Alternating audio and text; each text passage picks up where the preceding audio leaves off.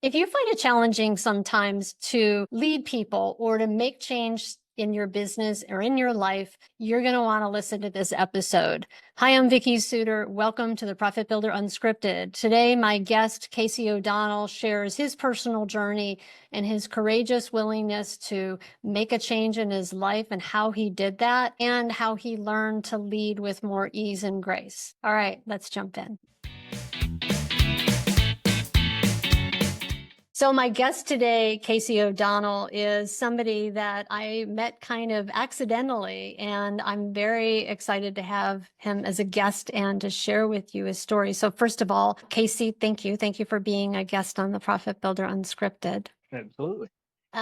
So how we met? Like, this was so funny. I was on LinkedIn one day, and Casey had this post on there that popped up that talked about this really cool story about how you made this transition in your life. And the thing that really struck me as I read it was, man, that's a story of courage. And I loved how you described in that story your sort of your decision point about when you were going to, take a different direction in your career. And I just thought, man, that's so relatable to a lot of people about how we there's those moments in our life that change us, right? Those moments when we make a decision or we do something that alters the trajectory of our experience of life. So thank you for being willing to be on here and to share that story. I'm excited to have our listeners be able to hear you as well.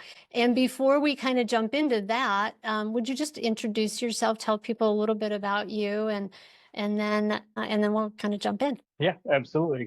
Casey O'Donnell, Senior Pre-Construction Manager for Brinkman Constructors. We work across the country. We do a lot of design build work, but big in the warehouse and multifamily as well. I am a father to a 1.5-year-old, wonderful, beautiful baby daughter. And my wife, Jennifer, who was a teacher and now spends a lot of time with MADS as they grow up. But, appreciate being on the podcast. Look forward to it. Awesome. Congratulations on a 1.5-year-old. I remember that a lot of years ago. Those were fun days. So your story, if you would, Casey, just share with us. I know you've been in the industry for a lot of years, and like I said, I was really struck by the courage that it took to make the change that you made. If you would just, tell people about your journey and your story and what is it that happened, and what had you make that change? Yeah, absolutely. So I'm a fourth generation builder. So as I was growing up, I was on job sites as a kid. I didn't ever think there was really another path for me that wasn't construction, which I don't say that negatively. I love construction. I love building. I love pointing out, this is something that changed the skyline that we're doing. Like, that is an immense level of pride for me. But so I'm a fourth generation builder. So I'm a motivated person, a confident person. So I got a lot of fire burning inside to go build. And so I graduated and I was going to go be the biggest, baddest builder that existed for the biggest, baddest builder that exists. And you can go a lot on just pure vinegar and, you're what you got inside. But I figured out all the motivation. It's great, but you got to be refilling what you're taking out of.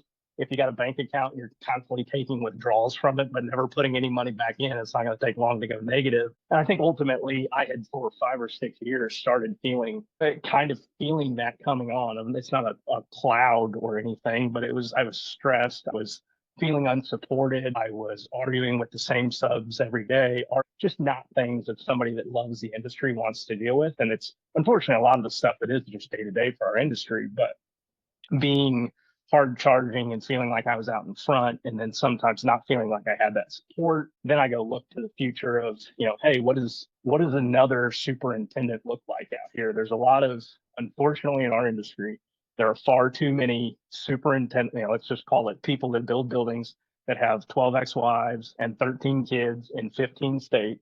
And that is not anything that's ever been acceptable for me. I would never want anything like that. As much as I'm a builder, I'm also a Christian. I'm also a man. I'm also all these other things that I have to excel just as much as being a builder, because who cares if I'm a great builder if I'm not a good person or not a good contributor or father or role model, or all those things are all, it's a milk and, it's a 3-legged stool. You can't, You kick one leg out and But Before you so go on, I think I have a sense of this, but the term that you use that kind of jumps out at me is you can't keep, did you say taking out of the bucket? yeah, or withdrawing, takes Yes, that was it, withdrawing making from that withdrawals, bank which I account. think when you and I talked, I had mentioned to you that that was a phrase that Stephen Covey, who wrote Seven Habits of Highly Effective People, used to use, I think it's a great expression. But for those people who don't, like, even as I listen to you, I'm like, what does that mean to Casey? Like, how was it feeling like there was constantly more withdrawals than deposits? Can you just speak a little bit more to that? Yeah, absolutely. So this is kind of how my grandma used to talk about it. She used to talk about having a bucket of water,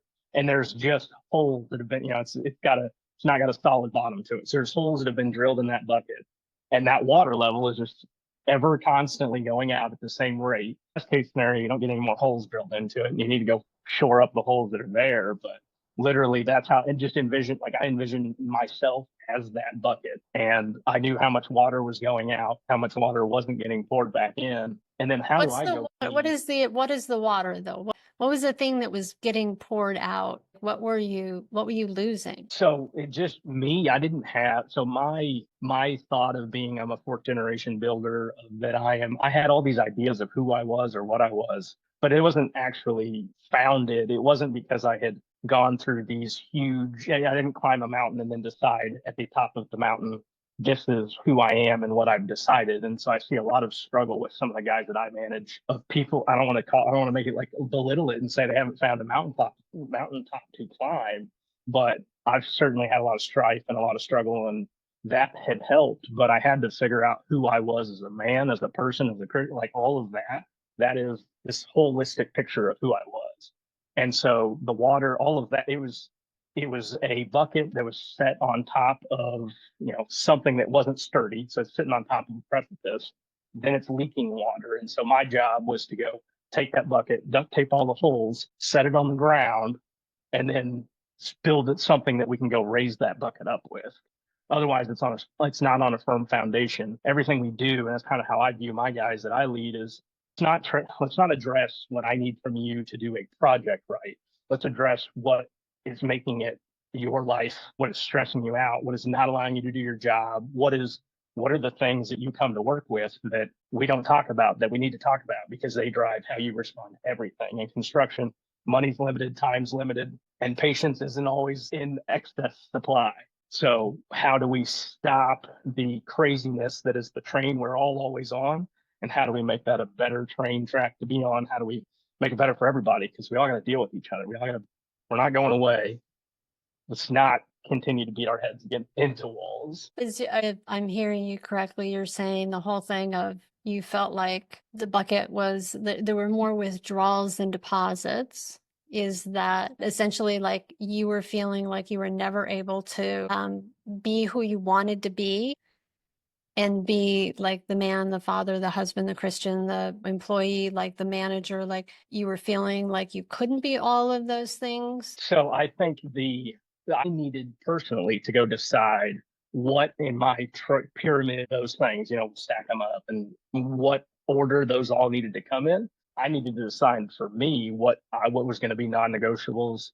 I kind of had to become not, we all have to do that, but it's somebody who graduates from college, you figure out how we fit in life and everything else. And Okay. So if you could, for me, tie back in the piece of what you felt was leaking out that had you start to really assess your life, right?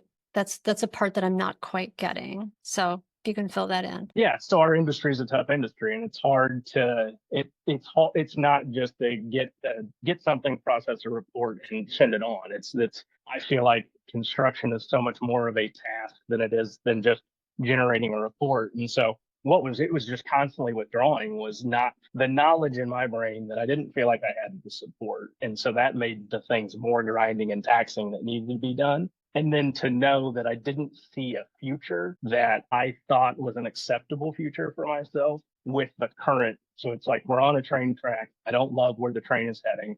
I don't see anybody that's on a parallel path that I think is really got it figured out, that I can go do it, be as a mentor, find and seek as a mentor. And so then I needed to go decide, okay, it's not going to come from work. How do I figure out what that is, and what are those things? And so that was a lot of soul searching for me, for trying to decide what are the important things. Through this process, it was like, okay, well, I'm not going to be a field guy. I don't want to go to another company to be a field guy just to change the logo, because it's still going to have the same problems. That's why I go back. We just have the same things in construction we got to deal with. What, though, that I never got as a field guy was I didn't feel like anybody was ever looking out for me. Nobody was ever, hey, these details aren't going to work. No, nobody did any kind of proactiveness that I felt. And so what I told myself was, if I'm going to leave being a superintendent, then I need to go help those guys out, because they're not getting it. And so what I told myself was, if I was going to leave, then I wanted to go be in pre-construction, because then I can go ask the questions that nobody asked, because they don't know to ask them. And then that's the value that I can bring, is I can go approach a project. We can approach it better from the front end, because we actually got a guy that could build it when we start. So many times that doesn't happen. And so I had gone to interview a couple different companies, and I kind of was frank with them. I was like, I'm not leaving a burning ship.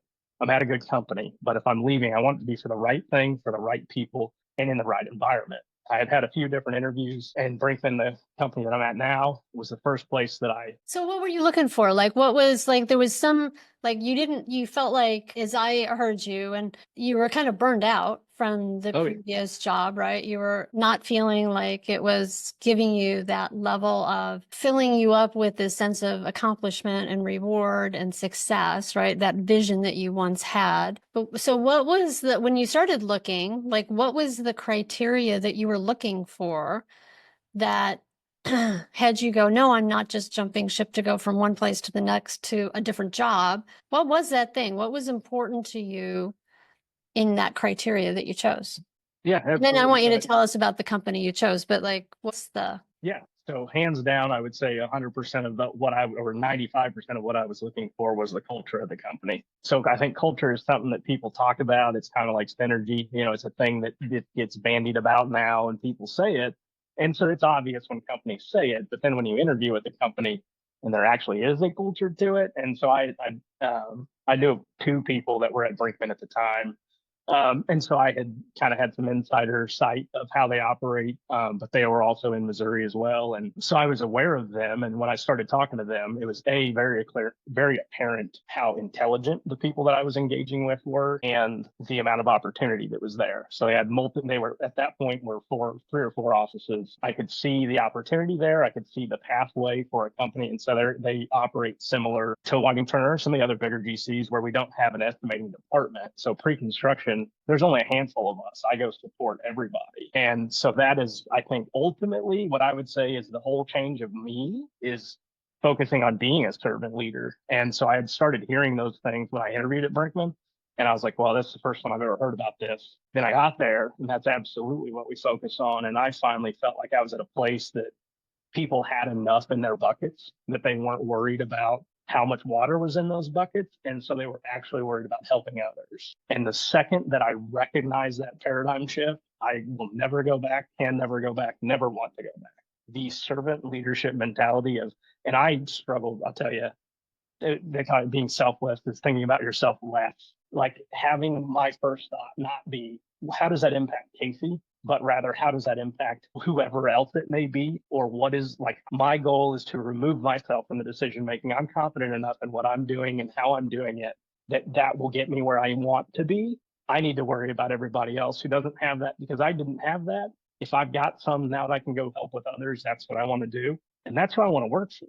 And I don't know really another way that gets you. I've seen it the other way. And I think it's pretty black and white for me. Yeah. Yeah, it's interesting. And I love those words, servant leadership, because I think that is, when we get into a leadership role, that is, I mean, like, our greatest job is to empower and support and lift up the people underneath us. And I don't mean lift them up like like a crutch. I mean, like empower them to be the greatest version of themselves that they can be, which means our focus is on teaching, mentoring, training, coaching, as opposed to treating people like tools or helpers, right? And those are my words, but is that part of the distinction that you've seen in working for Brinkman now different from where you were before? Yeah. So I'll say what I've used the term probably 7 times in the past month through performance reviews is I am not managing people that are bar rags. I don't need to wring out every ounce of benefit that they have and then go get another bar rag when I need to wring that out.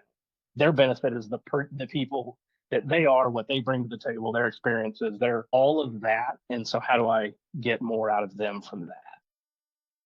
Yeah, That's a nice distinction. How do you take what you got and then support them in how to take that, whatever that is, at the next level, as opposed to, yeah, I like that analogy, like kind of ringing people. It's kind of that thing of like using people up. Right. Yeah. Because then there's, yeah, I mean, let me ask you this question because, well, first of all, I just want to acknowledge you for having the courage to like look up one day and go, is this the life that I want? Like, is this the path that I want to be on? It's, it takes courage to not just change jobs, because it wasn't about that. As I listened to you, Casey, right? It's that whole thing of you choosing for you. What's the life that I want? What's important to me as a human being, as a man, as a husband, a Christian, somebody in a community, as a team member? What's important to me in terms of the contribution that you wanted to make? And was that available there? And then being very intentional about who you chose to go hang out with, and spend your days with. So nice job. I think that's awesome. And kudos to Brickman for creating that kind of a culture within their organization. So I love that. So as a leader and a manager, when you think about what is it that you do in terms of mentoring your team or coaching your team or empowering them to be their next greatest version of themselves, like what does that look like? Because I heard a little bit of from a general perspective, like that you think of them rather than what's best for me, what's best for them. I love that. But I mean, for people who are listening, who are managers, like here's the truth. Most leaders and business owners, and I can count myself into this when I started leading people, and even when I started my own business, I was a horrible manager because I'd never been trained about how to lead and manage people. I thought it was about coercion and manipulation because that's how I was managed. So, we don't have a lot of experience a lot of times when we end up being in that position of having to lead other people. And so I think that, I would like to hear from you from a practical perspective. What does that look like? Yeah. So I think there's a couple things. So being a hard charger, I definitely don't do things perfect all the time. And I definitely am probably going to knock some corners off of squares that would have maybe preferred not to have those corners knocked off of them. Everything I do, I think kind of simplify everything back to a couple of key components. I'm honest, I'm open, and I'm totally transparent with everything I do. And then everything I do, I want to do to the best of my capability. So that's like what I come to the table with. And I think that there is a respect that is given and then granted when we do that together. If everybody comes to the table willing and ready to work, then there are a lot of problems that just go away.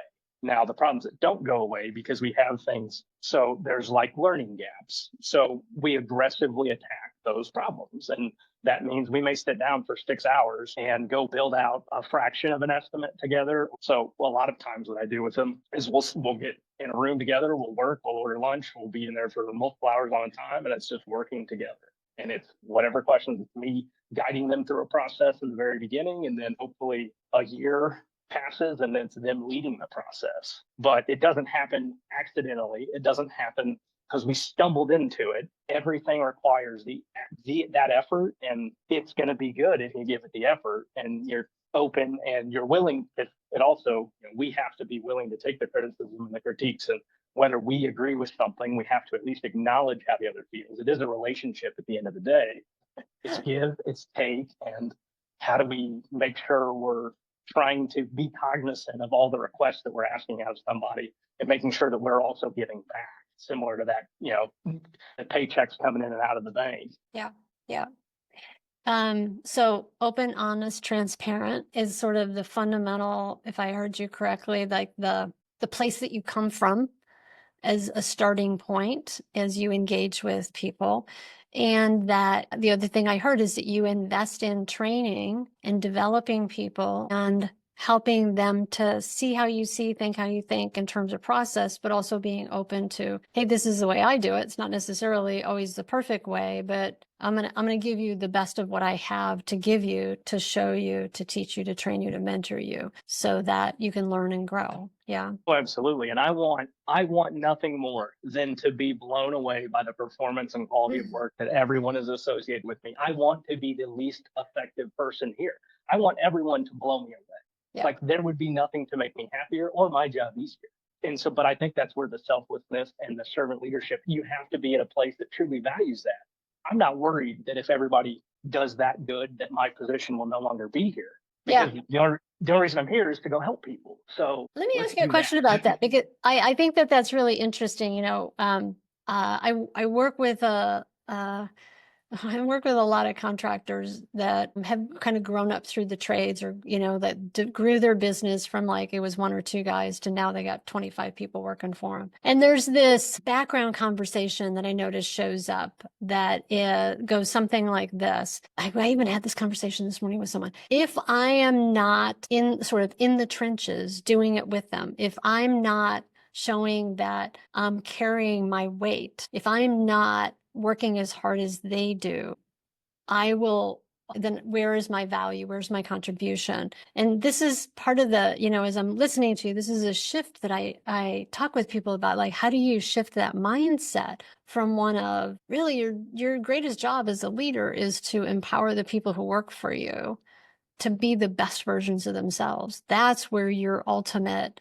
contribution and value is. But it's hard for people. It's hard for people to make that transition of being the technician to being a leader. Thoughts about that? Like, how did you at some point have to like shift your mindset about that and how you approached leading people? Yeah, absolutely. So I'm at first a producer, and a producer measures what they produce. And it's very easy to go measure units of work put in place. It's a whole lot harder to measure how are you guiding and nurturing those people underneath you. And so I think A, it's difficult to That's a good measure. point. B, it's emotional intelligence, which we don't all possess great abundances of in our industry. It's a lot of things that are difficult. And so then you add on the things that it's just easy to put that box in the corner and ignore it and then go worry about the other stuff. And so it's with the intentionality, like acknowledging whatever it is, nothing's going to go away. Everything needs to be addressed. And then so to be a leader, it's not no longer being a doer. I'm not measured on being a doer. I'm measured on, do I set those people up for success that need it? And I think that paradigm shift has to be what we think about. So was that Yes. built into the culture of where you are now, and that made that shift for you, or was there something else that had you make that shift? So yes, it's in the culture. You got to come to the table with a little bit of it. You can't just train this. You have to have a natural inclination to want to support the group, the community. And like I'm a natural born leader, but it doesn't mean I forsake everybody else. I want to lead that group that I'm hopefully naturally inclined to lead to the best possible position and place for everybody's ultimate good. And so I think everything you're trying to do is for ultimately to do more good. And so the effort that you put toward that will be the biggest return on investment, because ultimately you may not be able to measure it on a day by day, week by week, but if we're going to work together for 5 years, I ought to surely notice that huge difference in that individual over the course of 5 years, maybe 2 years. Maybe they go somewhere else. It doesn't matter, because it's not them as the individual wringing out of our rag. It's helping our industry, and it's making better people in our industry. If they stay at Brinkman, great. Yeah. If they leave, then let's talk about, So as I hear you, it's a mind shift, right? It's just really embracing that difference of realizing, and I might be taking a little bit of liberty here, but my suspicion is that there was a way that you wanted to contribute and the way that you wanted to bring value, and realizing that being an individual superstar performer wasn't really the pathway to being able to make the greatest contribution. Yes, me personally, pricing $3 billion worth of work gets us nowhere. It is a number that could help and will make us go somewhere, but it is not the tail. It is the tail on the dog. So focusing on that because I'm a doer, because it's an easy thing to measure. It's the wrong answer. It's not what benefits us as a company or the people I'm with or around. So yeah, I absolutely struggle. I'm a doer. I want to focus on doing. You can measure that and I can go do this, but great. What about when I'm gone? What if I get hit by a bus? So how do you like, do you have some like tip or trick that you would have for people who are listening who struggle with that too, right? Because I think that's real. Like I think that we do that. I think that we kind of get caught up in that, like I want to be able to see the results and I don't see them as directly when I'm managing other people. There's a longer runway for that. Any thoughts, any tips on that? So it definitely is not easy, but I think the personal investment in people, and if you are a people person, hopefully that is, I don't know that that pay off enough in and of itself, but like we go out of the office every 2 weeks and we take a walk outside somewhere just to get, so the younger guys, that's something that gets their mind out of what we're doing. I think I had mentioned we do performance review very frequently. Infrequently are we talking about actual performance. We're talking about what's going on outside of work or what they're dealing with. So there's just so much more to work. Everything's way more nuanced now than it ever has been. And so we need to acknowledge that. And how do we change what we do we need to be more nimble and more nuanced. And so that's kind of how I view my position as a leader, is to just continue to be agile and look for what they need. And then how do we fill that role? Why do I do that? Because I care about them as people. Whatever their shifting needs are, then that's what should be filled. And if it's not benefiting the company, we can talk about that, but that's not been an issue. And I've been here for minutes. Okay, great. Thank you. Thank you.